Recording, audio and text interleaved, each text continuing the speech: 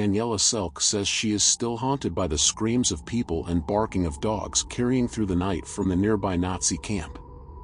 The 89-year-old Polish woman vividly recalls her World War II childhood in her Nazi-occupied homeland. Her family's home in the town of Auschwitz was seized by German forces, and they were relocated to a house only about a mile away from the camp. When we went outside, you saw the smoke column. It stank so badly, especially when the wind blew in this direction. The Nazis forced prisoner orchestras to play music at some of their death camps as the trains carrying Jews from across Europe arrived and the passengers were sent on to their death. More than 1.1 million people, most of them Jews, perished in Auschwitz's gas chambers or from starvation, cold and disease.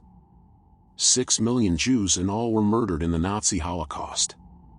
As one person who visited the camp recalls, the energy of the place definitely sends shivers down your spine as you look into the peepholes and see the cyanide-stained walls. As one starts looking at the barracks and buildings of Auschwitz, dread, anger, pity and shame sets in. She goes on to say, when we were taken to Block 11, the standing cells, the Starvation Room, yard of Block 11 and the Wall of Death, the feeling was just overwhelming. It seems the tortured souls are following me everywhere. The whole area had an eeriness to it, as if people staring in at me. The whole atmosphere was silent, not a silent movement from anyone. The whole atmosphere was haunted. If you had no idea what had happened there, you would still be able to feel that something terrible had happened.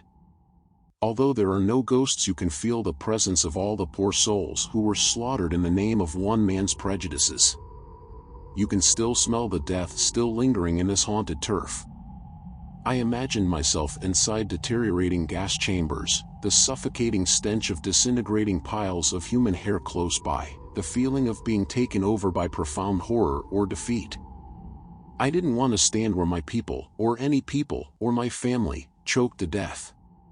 The Nazis murdered thousands of people at Sachsenhausen over a period of 9 years, people of Jewish or Roma or Sinti descent, homosexuals, political opponents of Nazism, Jehovah's Witnesses, mostly killed through starvation, disease, exhaustion through hard labor, or intermittent beatings, torture, executions.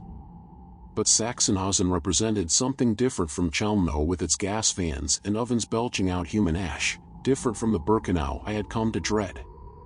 Yet, after Sachsenhausen, I felt pangs of relief. Its ghosts, if they had been watching me, had permitted me to walk over their tombs. They had allowed me to breathe the fresh air. The women said, if ghosts exist or not, I was no longer afraid of them but afraid of myself. If you like my videos, don't forget to subscribe to my channel.